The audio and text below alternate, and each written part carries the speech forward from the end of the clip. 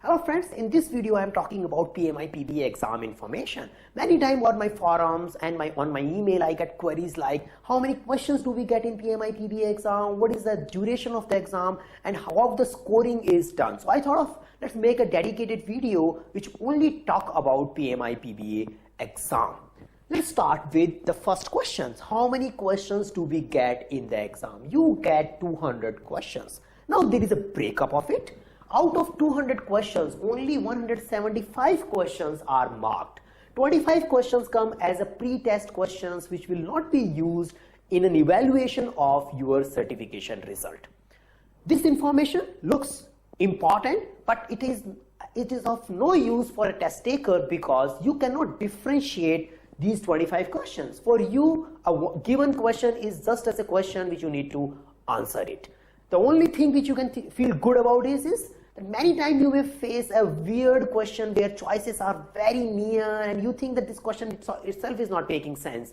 In that case, you can fairly assume that it could be a pre-test question which PMI is just testing on the test taker and they may end up removing it. How much time do you get to give the exam? You get 4 hours.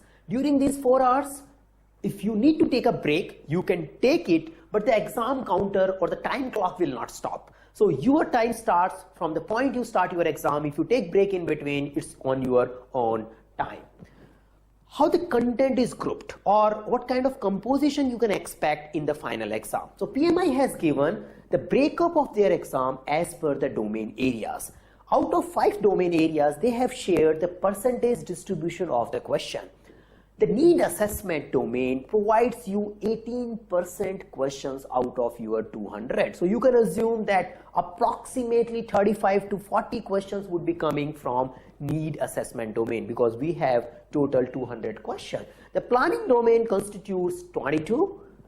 Analysis, elicitation and analysis constitutes 35%. So biggest contribution from one particular domain because here you have a lot of tools and techniques, you have a lot of models, and elicitation and analysis is techniques which is fairly big in case of if you compare it with other domains.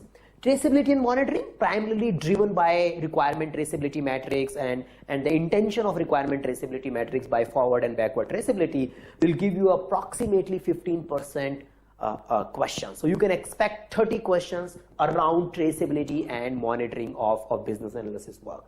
Evaluation gives you 10%. So it's not necessary to do an evaluation at the end of the project. You may keep doing evaluation at multiple stages and you can expect 10% questions related to evaluation coming in your exam. The next question, how do I know the passing percentage of this particular exam?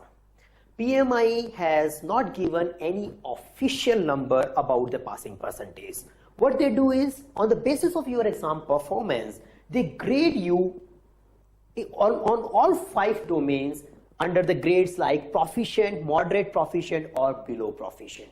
They don't disclose what is the final composition for declaring the person pass or fail.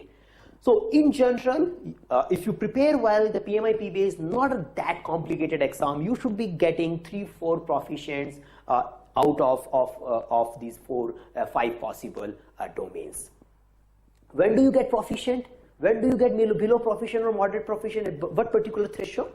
This information is not available to anyone.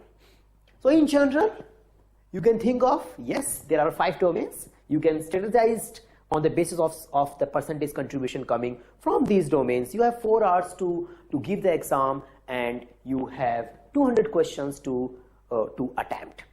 As of now, the exam is not that difficult. Many test takers end up finishing this exam in less than 3 hours. So you don't have a problem related to the time. You just need to prepare a business analysis related tools and techniques. You should be doing good in your PMI PBA exam.